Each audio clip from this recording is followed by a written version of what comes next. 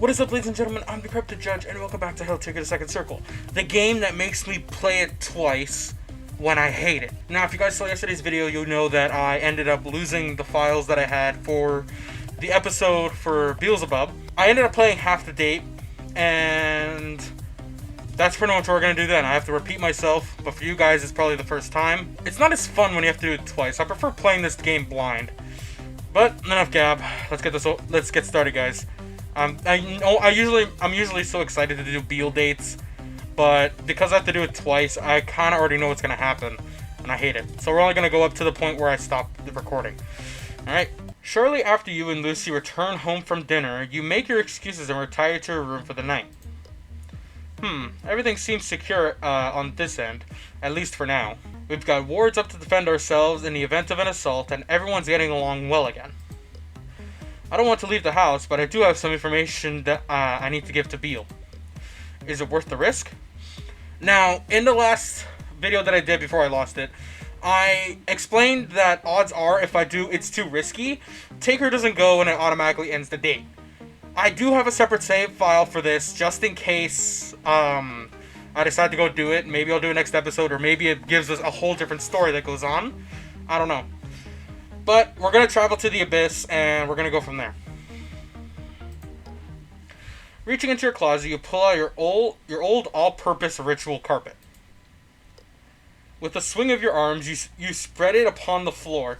The white pentagram adorning the center, shining brightly despite the dust covering the textile. A few mothballs tumble across the room, shaken loose from their resting place by your enthusiastic brandishment. You step onto the center of the pentagram and pause, searching your memory for the steps required to open your own portal to the Abyss.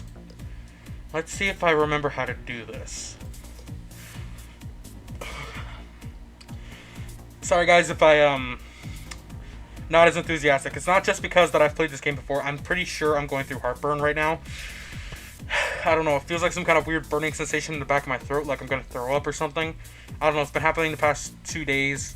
I don't know. It goes down after a while, but I need to record a video for you guys, so I have to just endure it. The movements float out of you like a familiar dance. The instructions forever burned into your subconscious from the moment you saw them inscribed on the worn stone tablets. Okay, let's see. Down, up, right, up, left, down, down, left, up, then repeat the last 2 steps backwards. So, up and left. Ugh, that's hard. Okay. With a silent flare of light, the familiar swirling portal opens in front of you. Without hesitation, you step forwards into the swirling vortex. That doesn't even faze me anymore. Urgh. Taking portals created by professionals with centuries of experience has made the gap in skill between them and you even more obvious. As you are hurled backwards and forwards through dimensions, you make a mental note to bring along motion comfort bags the next time you decide to go reality hopping. Motion discomfort bags. I'm guessing like paper bags to throw up in. I kind of need that right now, if I'm honest. I never understood why this chasm was always destroyed, if I'm honest, and I've played through half this state already. Eventually, reality begins to consolidate around you, accompanied by the familiar buzzing of flies that permeate the abyss. You find yourself standing in a large, darkened area. Try as you might, you can't see so much as your hand in front of your face. The only sensation you can track is the slight squishiness of the ground beneath your feet. It feels similar to something you've experienced long ago, but you can't quite remember what it is. And even I can't put my finger on it so far. I can't remember what the heck it is. It might be the tentacles that Daddy Van Ripper Senpai Sensei put in one of the canon comics for Abyss Taker, which is the opposite version of Helltaker. Because in the original game, you have the option of either staying with all of the 9 girls, 9 or 10, or you can make the Abyss, like I showed you guys once, and you can go over to see Beel, and that is considered the Abyss Taker ending. And for the Abyss Taker storyline, Daddy Van Ripper Senpai Sensei made a comic where Taker opened a door with a bunch of tentacles, and Beel stated that it's for entertainment. Sorry guys, this is like really bugging me, it hurts. So, part of me feels like it might be the tentacles again, but he can't see them.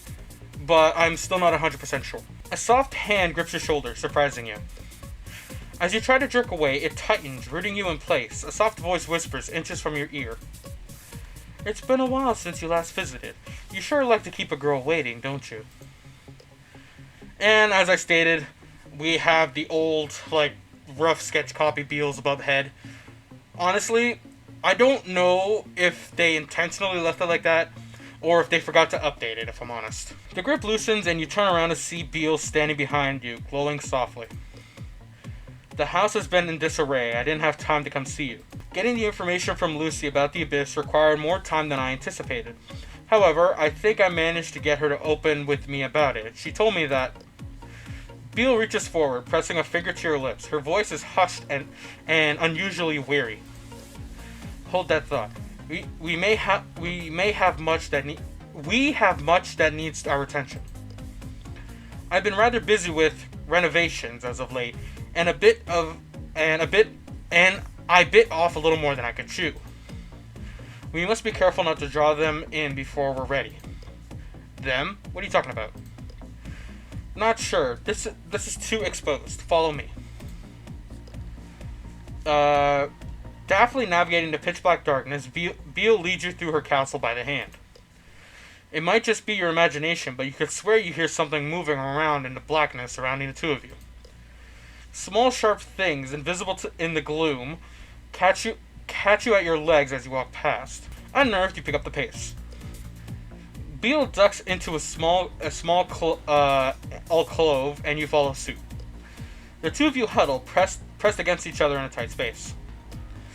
Alright, Beel, what's going on around here? An ominous thought crosses your mind. Have the four lords launched an attack on your realm as well?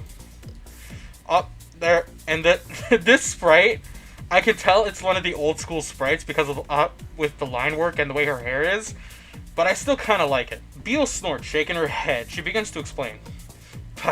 I should feel so included. No, as I said, I've been working on some remodeling to the castle proper.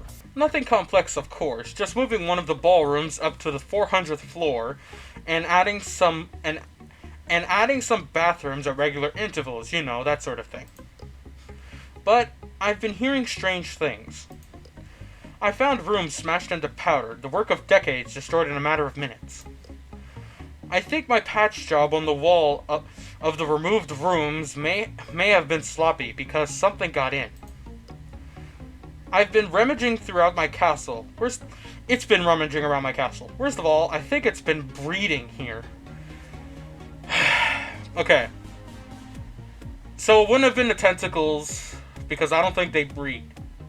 In a sense like that, I guess. I don't know. How do octopuses create offsprings exactly? Do they fight each other? I don't know. Do they cut off their tentacles and new ones grow? You're the Queen Crimson. Why does this thing have you hiding with your tail between your legs? Surely you're more than a match for it, or would have preyed upon you while you were building your castle. Beel casts a glance to one side before answering, presumably scanning the Occluded environment with some unknown ability. While I do rank amongst the strongest of demons, the things that call this place home are probably in a different weight class altogether. Primordial predators, perfect in form since the dawn of time. The void is in an endless expanse of pure and to live Adam Levine, I don't know. I'm amazed that it didn't take me longer to run into one. Do you want me to leave? You can always send me back to Earth if whatever is loose is in your castle is too much for you to handle. See that right? No, I missed it. I like this sprite a lot, but hang on, let me go in the backlog. I missed what she said. It's too much to handle. A wicked little smile flashes across Beel's face, and she presses a little closer to you as she answers. What? And give up my bait? What's your bait? Why, you are, my dear Taker. Tell me, if you were a mighty shark cruising the ocean depths, what would you first choose as your meal? A mighty squid, all teeth and beak, mighty in its own right? Or a little salmon, out of its depths and struggling to survive in the deep? Well, it depends on how big of a shark I am. But odds are I'm going to try and get the octopus, because why not? Who knows? I kind of like calamari.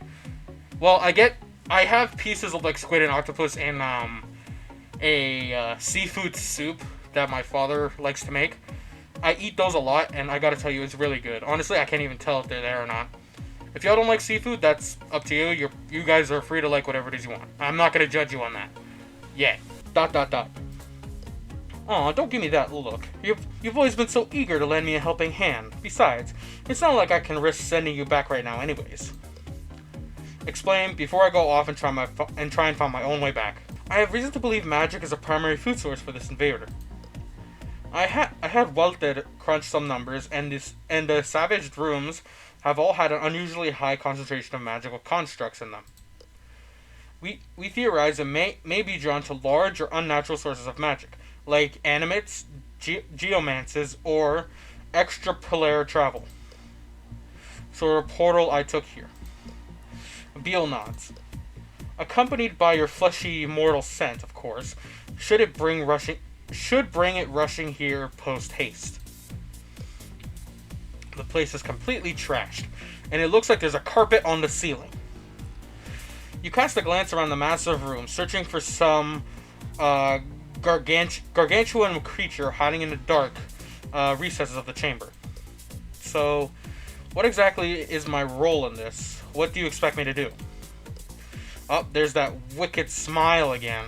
I don't know why, I really like that spray. Act like prey, be your appetizing mortal self, and lure it in with the show. Ugh. With the sigh, you begin walking around the room as suggestive as possible. Even rereading that, it's still pretty funny. Moments into the task, however, you collide with a waist-height, unyielding bit of agriculture. Oof! Future me, if you can, add in the Roblox oof. Sorry about that. I forgot that you can't see in the dark. Here, allow me. A ghostly light flickers into being above you, illuminating your surroundings. Gaunt pillars of rough-hewn stone ring a massive rock-strong room. Tablets and other assorted furniture smashed to pieces by something or other littered the far wall. Squinting at the far walls, you realize you recognize the general layout of the room. This is the room where we had dinner all those weeks ago. Indeed it is, or rather, it was. This room was one of the first casualties of our uninvited guest. So, are we just going to wait here for the predator to do to us what it did to this room? Hardly. I'm going to set traps in the adjacent rooms. By the time it makes its way here, it'll have gotten its own little taste of what hell's truly capable of. Even when I have to reread this stuff, it's still me screwing it up. So does that mean you're just going to leave me here? Beel shrugs. Unless you'd prefer to accompany me in setting up demonstrable lethal traps in pitch darkness. Well, hurry back then. Beel nods and sets off down the corridor, leaving the pale blue light floating behind to illuminate the former ballroom. Oh no! I had to deal with this in my last playthrough. It's so annoying. This goes on for a while, depending on how quickly I can get through this. You idle a bit of time away, kicking the rubble that lay strewn across the ground. The stones don't seem to be the subject of the same physics as they do on Earth, gravitating uneasily towards the far side of the room. You amuse yourself for a little time, tossing stones at unusual angles and watching them boomerang back towards you in midair. Thank you. In the last video, I kept talking and I didn't realize it was going on forever. As you wing a particular sharp rock into air, the level of light shifts slightly, shadows lengthening on the wall. Distracted, you remember the airborne projectile just in time and throw yourself to the ground as it whizzes merrily past you. Frustrated at the interruption, you call out to Beel. Hey, Beel, stop screwing around with the light. I almost brained myself with that last rock. No reply comes from Beel. Turning, you observe that she still has yet to return from her sabotaging of nearby rooms.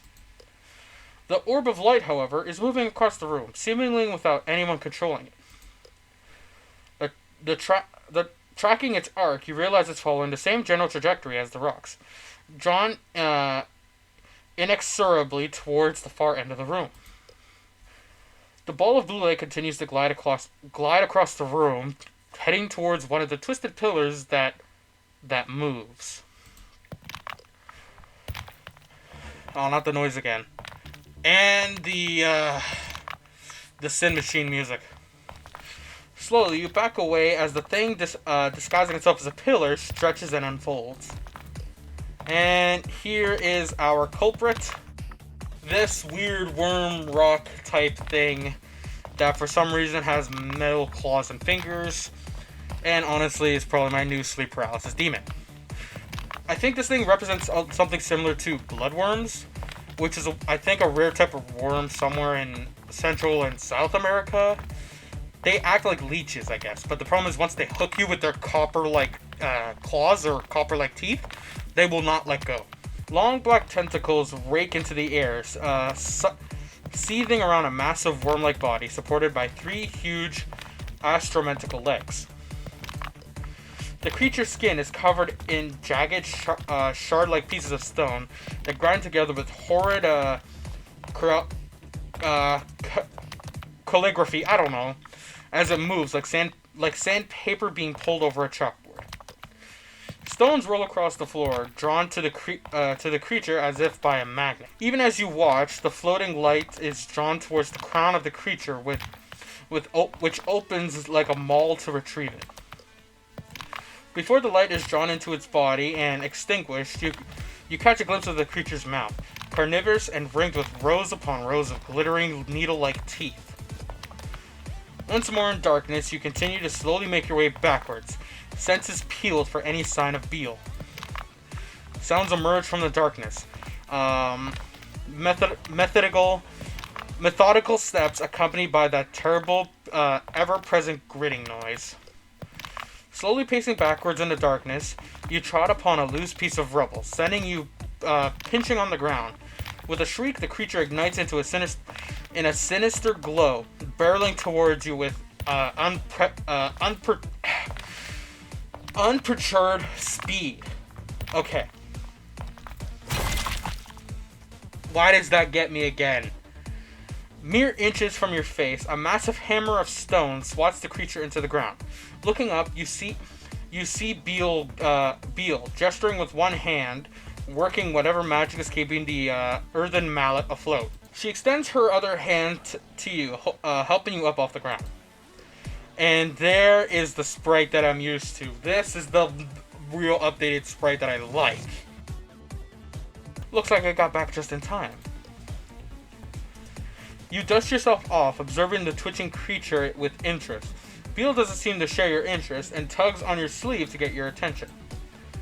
We ought to make our escape while it's stunned. We don't know what it's capable of. Looking around, you look at a large shard of basalt. To hell with that. I like how they have hell capitalized.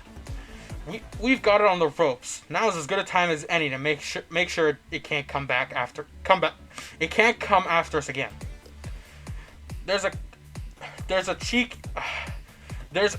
chink in its armor near the head.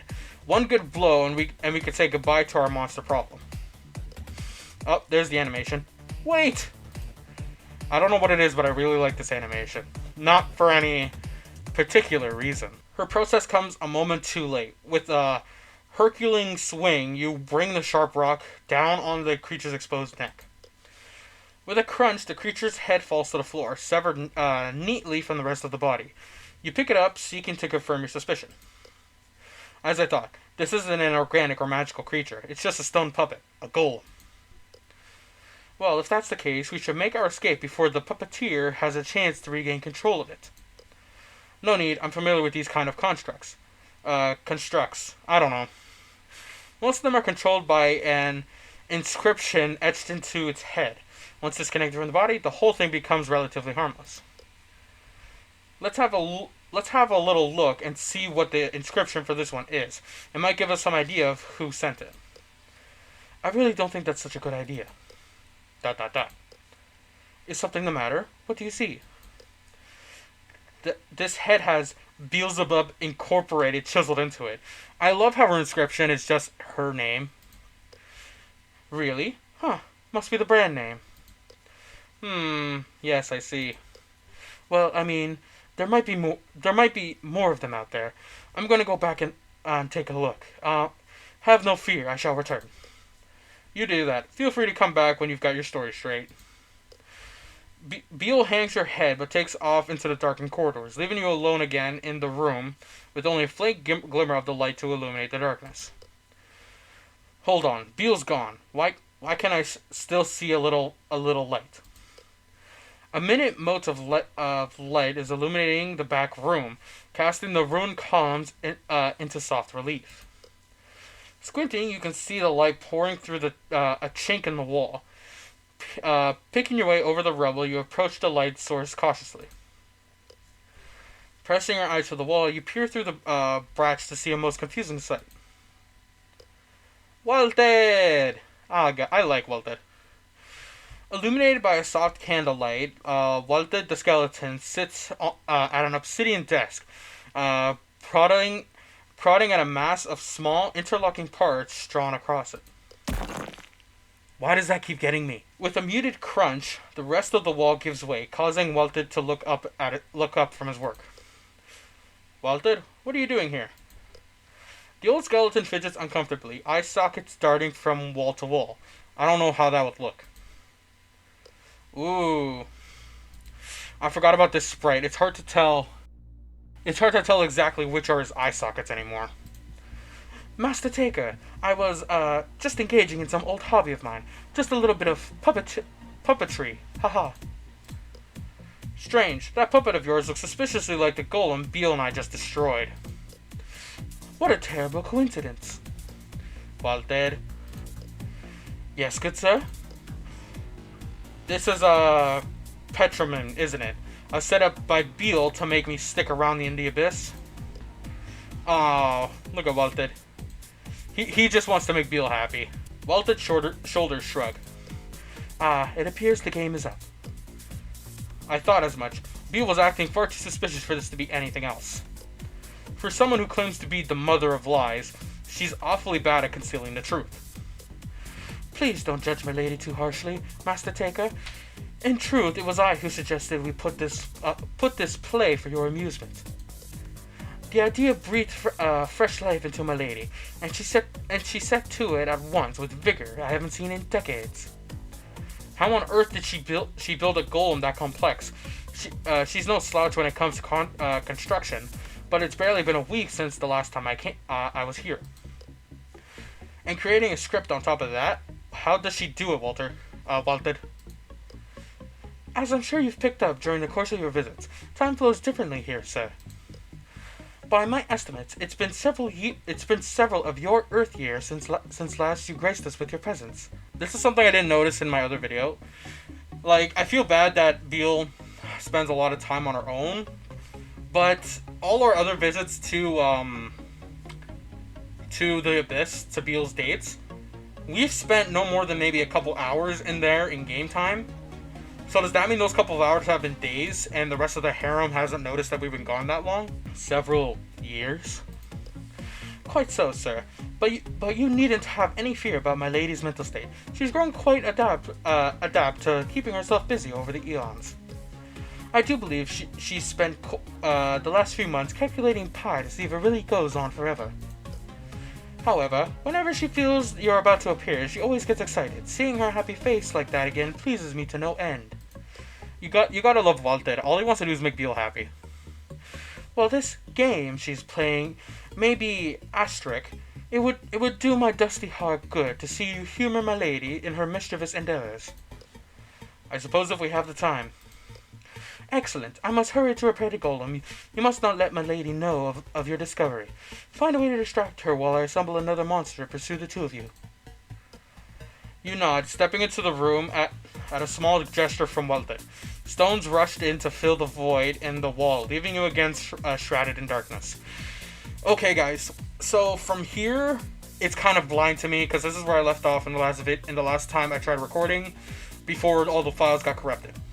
So from here, I'm gonna stop the video, and you guys are for part 1, and part 2 you guys are gonna get tomorrow, where I'm gonna do the rest of this blind, because I don't want this happening again. With that said, guys, I'm the Korrupted Judge, and I'll see you guys in the next video. See you around.